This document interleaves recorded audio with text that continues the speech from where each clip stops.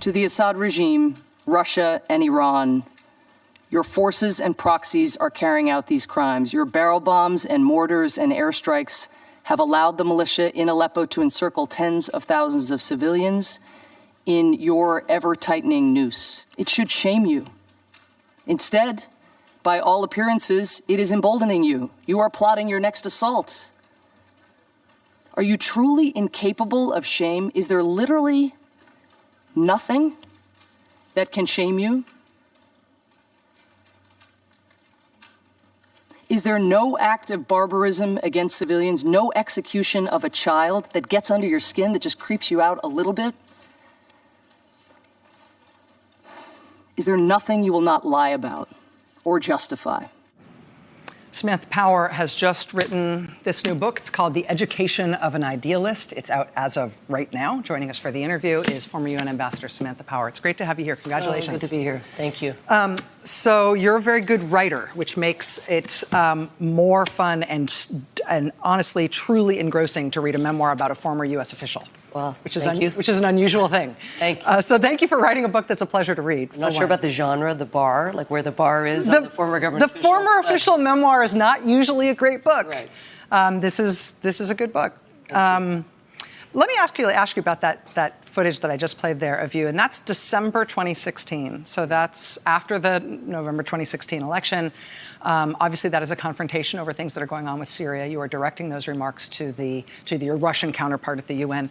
When you said no execution of a child that gets under your skin, that just creeps you out a little bit, you were not reading your prepared remarks there.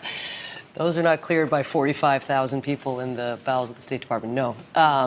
But that was a great privilege that I had in the role that I had, and I had a long leash, as President Obama liked to say.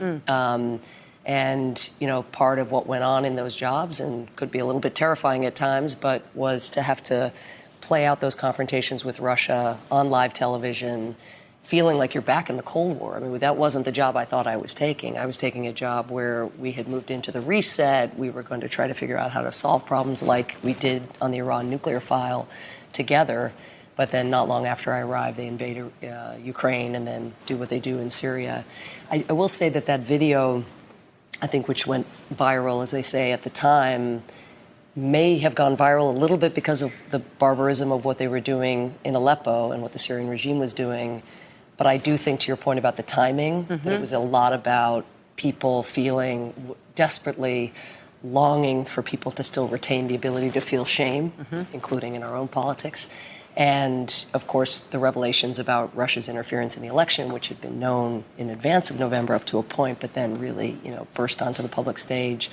So I think that was what people were longing to say to Putin in the wake of the results. Was like, is there nothing you won't do? Is there no accountability, or are there no standards in this world? I mean, looking back, the way you're putting that, looking back at that time, trying for a reset, trying for a reorganization and a renewal of trust with Russia in so many issues, to see them take so many dark turns so quickly, with what looks very much like a stolen election in terms of what happened in 2011 and 2012, and Putin engineering himself back into another turn, and then the annexation of Crimea and the occupation and the war they started in Ukraine, and then what they did to us and what they did in Syria and all of those things. I mean, when you were in there, in the fight, were you constantly surprised that Russia was taking these dark turns? Did you feel like this idea that there could have been a reset, there could have been a more constructive relationship, was naive? Did they do things that you expected them to do?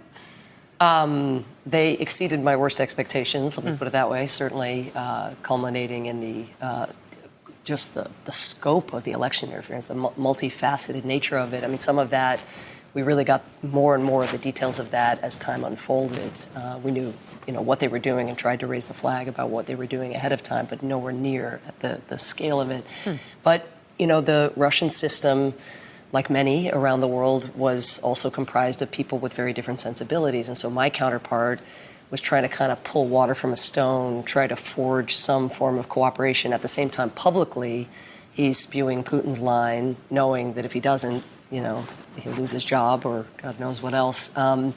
And so it really was, I think there was a moment, I'm not sure exactly, I don't know how I would pinpoint it, but where Putin just decided that the international order that was coming to be with its aging population and its sort of stagnant economy, that this was not an order that benefited him politically. And like our current president, Putin cares about Putin. Putin doesn't care about the Russian people. And so for Putin, the ticket to self-sustainment was demagoguery, nationalism, bringing Russia from its knees. And I think there is a lesson for us, which we did not see sufficiently, we, the Obama administration, but I think across the board, the sort of dignity deficit for Russia in the wake of the Cold War, as we were sort of thumping our chests about the victory in the Cold War. This was a proud nation with an amazing history, with amazing traditions, and just feeling looked past as we're moving on and thinking about our relationship with China or how the European Union is going to be the new partner. So,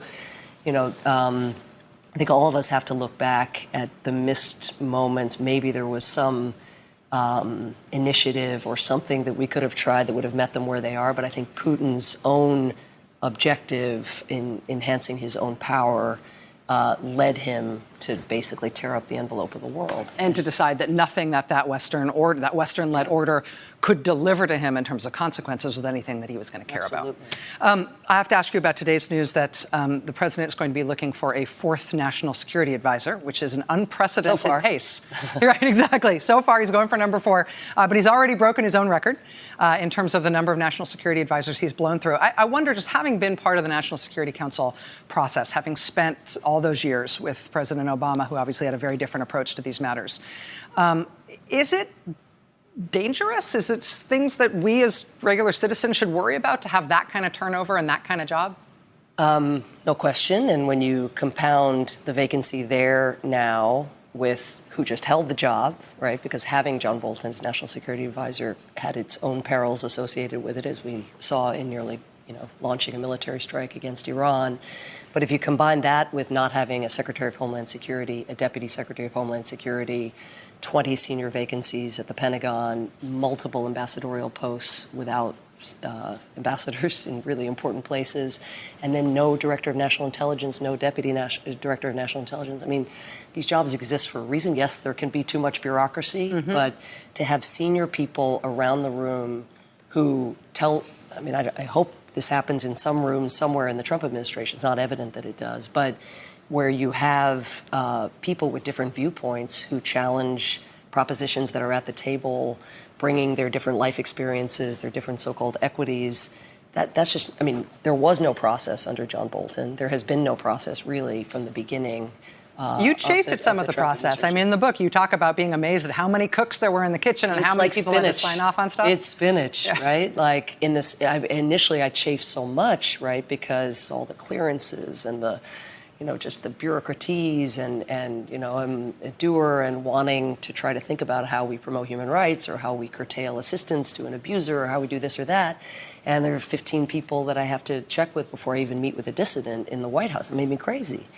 But at the same time, I want a human rights voice in the room when we're talking about the drone program or when we're talking about resuming military assistance to an abusive regime. I want to be that voice in the room. And so process protects you, especially when you have a leader who's capable of being challenged, who invites challenge, as President Obama did.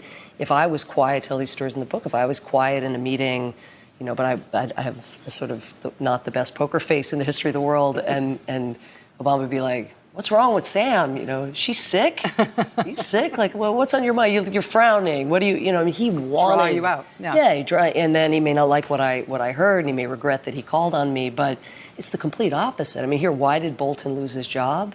Because he actually disagreed.